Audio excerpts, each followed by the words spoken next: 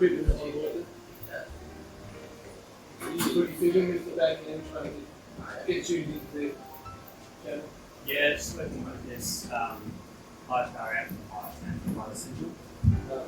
Are we transmitting back? No, this is for testing.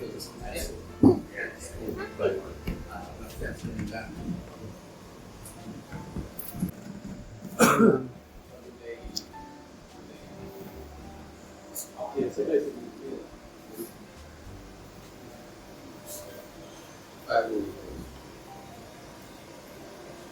so what's the GPS support? We've also got 2 atomic clocks out the back. Yep. Hydrogen mass clocks. Yeah, so you need a clock with the quantum telescope. That's sort of rolling around. Yeah. But, it's super accurate. Atomic clock. Let us measure the phase difference from here to South Africa, from here to Hawaii. And so we can tell how far the telescopes are apart within centimetres. Like this, the time, light travel time from Hawaii to here. So yeah, actually, radio telescopes around the world, they can detect tectonic plate movement.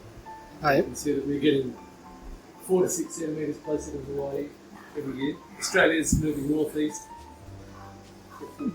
Doesn't seem like much, but after 20 years, you've got a metre or something. These ones, the original old 1960s NASA stuff. Oh, wow.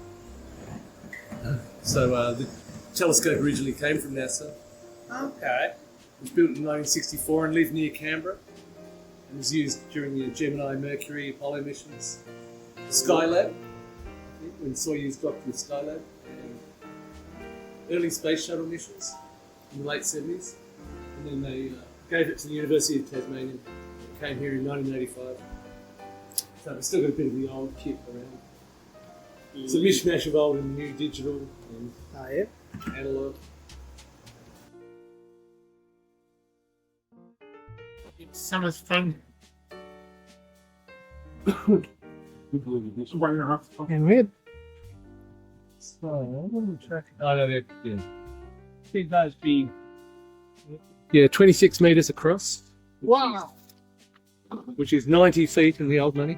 yeah. And the little dots all over it because they did a survey recently. Okay. So they were measuring the dish surface. Yeah.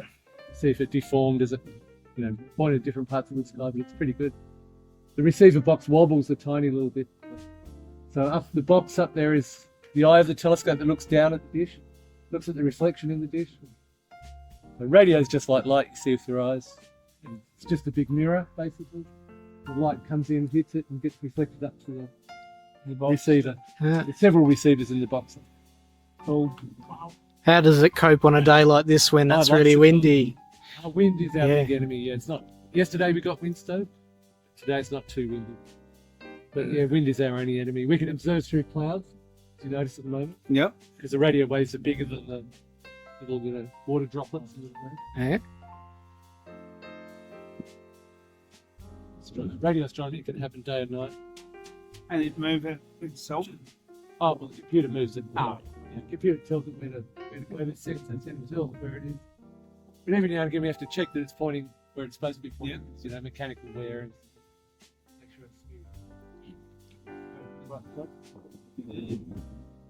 it's probably moving very, very slow. Right? That box up there Yeah. and take people up there. You can also climb up ladders and things. I think there's ladder ways. Yeah. We tell him don't do it.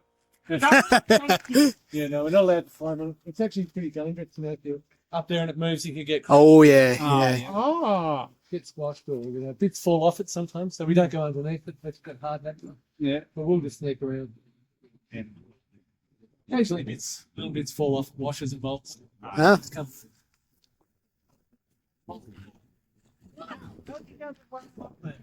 Must have climbed up for this big white tree and then in the morning it started up to move.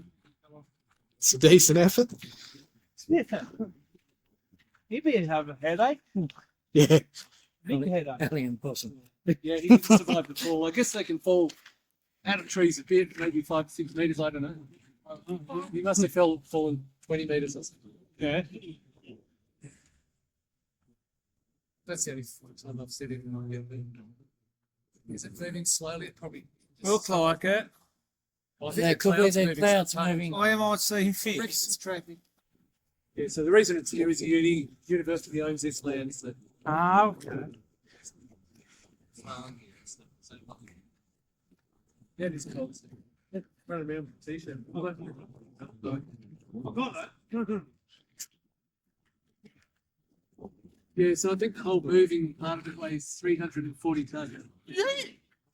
Ouch. We know that because we had to lift it up a little bit to change the bearing. There's two bearings that moves on the tops of those pyramid kind of towers. Oh, yeah. We had to jack it up. Yeah, it looks like it's moving. You can hear it. Yeah. Yeah. I think that's the compressor. It's also, we've got a helium compressor there, so Oh, yeah. the Ah. receivers are cool. All right. Down to minus 250 degrees centigrade. Yeah. Yeah, it's cold. About 20 degrees above absolute zero. Is that for stability, or how come they do that? Quiet. All right. Anything warm, we'll have a look at our baby radio telescope. Anything warm is radiating infrared, mostly we are. Yeah. But it's also we're also radiating a little bit of radio light. Brad was just in here. Oh, yeah. Oh, you have to pay for him. Ah, yes, nice and warm. At least.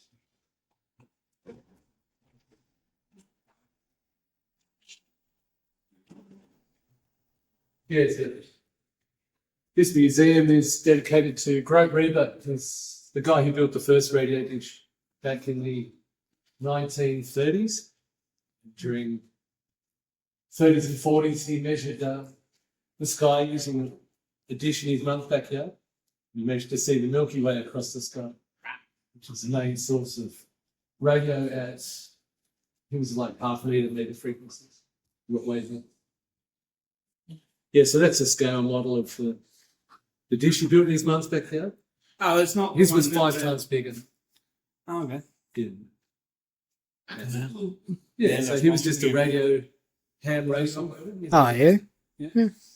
That was a very popular hobby back in the 20th century. And it's back then, it's not like what we got now. So, Yeah, it was pretty primitive. Valve radios and things. He had a valve radio receiver. So they didn't go to very high frequencies. but you can go higher now. Yeah, modern electronics let you go much higher frequencies, up to almost visible frequencies. Near infrared, far infrared. Yeah, so this dish just pointed in one direction. It's changed elevation, and he just let the sky roll past as the Earth turned. Oh, So he'd just sit there like that, and he'd sit there for 24 hours and watch as the sky went past. As the Milky Way went past, he'd see his meter go up and down. Oh, cool. So he'd just write down numbers and made a map and joined the dots. So he had a map of the sky with the Milky Way. Yeah, I've got a little radio telescope here.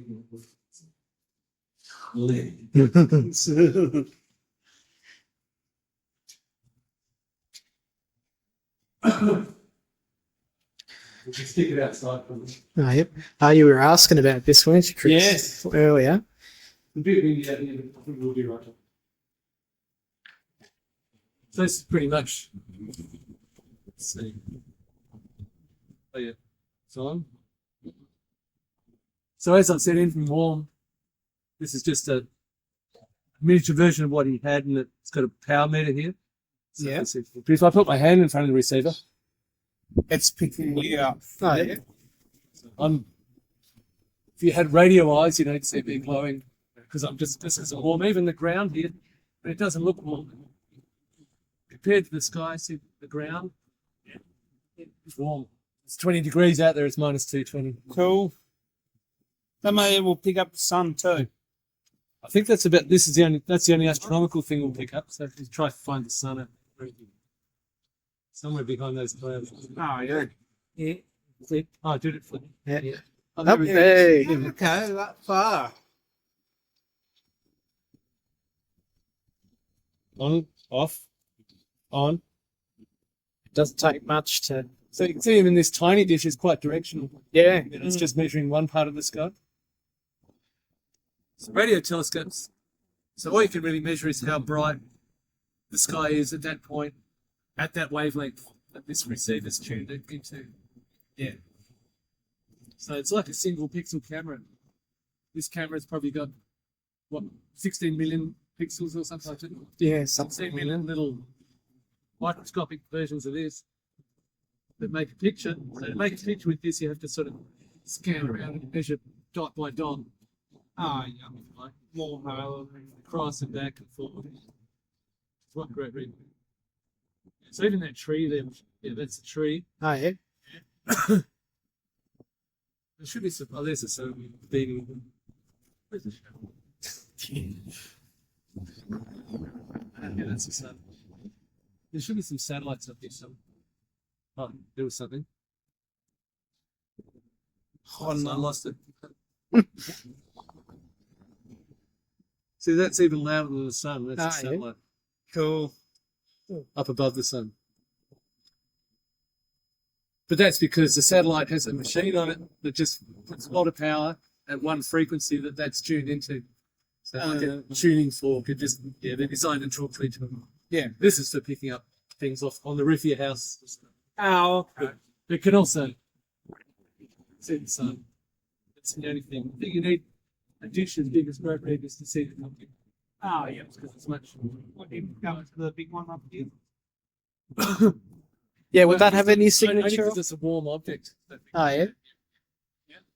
Yeah, let's pick that up because it's a warm object. Oh, yeah. The satellite. Yeah. No. But the sun, all the power of the sun spread across all sorts of frequencies. But mostly in the yellowy light that we see. Yep. So our eyes have kind of adapted to see that yellow light, yellowy green light from the sun. Mm. But the sun's putting out all sorts of things like ultraviolet that give you sunburn. Yeah. Infrared makes you feel nice and warm. Yeah. It's a radio image. That's a supernova remnant. So that's a star that's exploded. About 300 years ago, there was a supernova in the sky. Wow. Star exploded, it was super bright. And that's what remains today. That's a plasma that's moving outwards. And they can even see how fast it's moving outwards. Electric car. Yeah, so back in the late 1970s, they built an electric car. The reason Grote Reber came to Tassie was to build a big low frequency array out of Block. It's a bit hard to see in that picture, but he covered these fields with hundreds of poles and wires. Because I was talking about, we're looking at centimetre to 20 centimetre waves. He went looking for 100 metre waves. And he can't build a dish big enough to catch a few of those. When he moved that he on his own when he moved it? Or he got a team? No, just on his own, I think. Oh, well, he paid people to put the poles up Oh, yeah. and help him. And he had a few students there for a while from the university. Mainly he did everything by himself. Yeah, he first came down here in the 1950s, I think, because there was a professor at the University of Tassie who was studying ionosphere, which usually stops these long radio waves getting into Earth. Oh, yeah. But here, because we're close to the South Pole, and the ionosphere recombines after midnight sometimes, and these radio waves can come through. I think he could have gone to northern Canada as well. A bit more civilized here and not as extreme weather. And we're more closer to him. We're quite close to the South Magnetic Pole. Yeah. Hmm. As close as you can kind of get before you go down to the Antarctic. Yeah. How tall is the telescope? What is built? How tall is the How telescope? tall is the radio telescope? So it It's might have to about be 40 metres tall. And the dish is 26 metres across. That's big. That's huge. Okay, you got the next question. When you was built? Okay. Built. When was it built? Originally built in 1964 Yeah. near Canberra. And then they broke it into bits and brought it down to Tasmania in 1985. And they gave it to the University of Tasmania. So that kind of answers the next question, which is who built it? You built it? Yeah, NASA built it. Yeah. But built by, forgotten the name of the company now. We've got the drawings in in the control room. Built in America. What is the wild translate looking for? What's it looking for? Like today, it's doing some spacecraft tracking. So we do a little bit of that, but mostly we look at very far away galaxies, way out at the edge of the universe.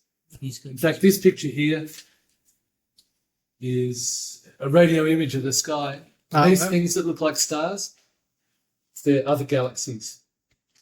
Okay. And some of them are way out at the edge of the universe, very far away. So, because radio is big kind of light, big wavelength that goes through clouds, and wavelengths go through clouds and stuff. And they also go through clouds and dust in space. And so we can see very distant things with radio. What is the most excellent discovery the telescope has made? Probably recently we've seen a pulsar do a glitch. It was a neutron star. Oh, yeah. A collapsed remnant of a supernova explosion. Wow. So the compact core of a star sort of hammered down to neutron. It's like a giant atomic nucleus, maybe 30 kilometres across. Okay.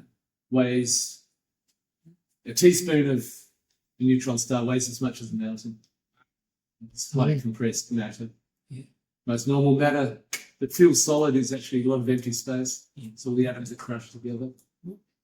And we saw it do a little sort of speed up, slow down. It's usually as regular as an atomic clock, but it did a little glitch, and so it got published in Nature, which is the most prestigious journal. Oh, wow. They're trying to understand how they work because they're pretty mysterious objects. How fast this move? How fast does it move? I think I did know this. I should have had a look before. Put you on the spot.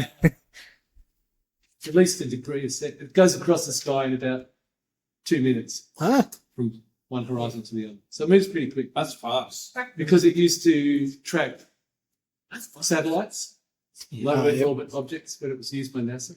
So it's designed to go quite fast and go right through the middle of the sky to the other side. How does the wild telescope work? How does it work? What light is, so it looks at radio light, which is just like the light you see with your eyes. But instead of microscopic wavelengths, we've got like centimetre to 20 centimetre wavelengths. And what light is a changing electric field. So up above the dish is an antenna. Okay. So really, I mean, you can just put a bit of wire out in space and that's an antenna. And that will pick that up. Wave your coat hanger around and you'll pick up radio waves, but you don't know where it's coming from. But with the dish, it makes it very directional. And basically, you just got a little electrical antenna up there that picks up the little tiny vibrations. They are very tiny, they're not low power. It's very weak because it's coming from very far away. How many people are named to rent the telescope? There's 2 of us here full time and a few part-time people and postdoc students. Maybe there's a team of about 12 people all up, with 2 on-site full time. Is this the only one in Tassie? Oh, no, as you saw it coming up the hill, we've got a 12-metre. We're also working on a 14-metre one on the other side of the hill. It's down there.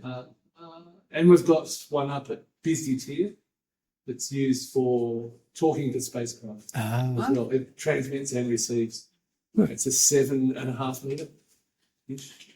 How did you get involved with the telescope and how can other people do so?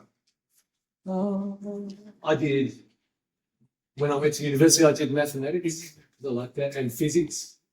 And the main thing our physics department does is astronomy. We've also got an optical telescope up at Busy Tier in the Midlands, near Oatlands. It's a 1.3 metre mirror that you can look through. It's got a digital camera on it. Yeah, so just mathematics and physics. Yeah. Has the telescope picked up anything that was odd or unexplained? We haven't. We have been looking for alien signals because back in 1979 there was something called the WOW signal. It was sort of an unusual signal at 14, 20 megahertz. And that was before there were lots of satellites around the Earth back in those days. There weren't that many objects out there, so they couldn't really explain it. But by the time everyone else looked there, it had faded away again. But this telescope has gone back there to have another look in case it's a random signal that just recurs every I've got one more. year or two. Do you read UFOs out there, or were they only once a year? I reckon there's aliens out there, but they're very far away. Not only far away in space, they could be far away in time. They might have been trying to talk to us 100 years ago. We weren't listening. We weren't able to listen. Or 1,000 years ago, which is like the blink of an eye in cosmic time. So yeah, things are very far away. I think I read something where even in a nearby star system, if they wanted to send us a signal, they'd need like 1 trillion watts of power to send the signal to us. So that's a lot of power you have to waste just to get broadcast. Maybe someone set up a beacon somewhere in the galaxy that sweeps around. One like a lighthouse or something. But I reckon there's creatures out there, whether they've got radio technology or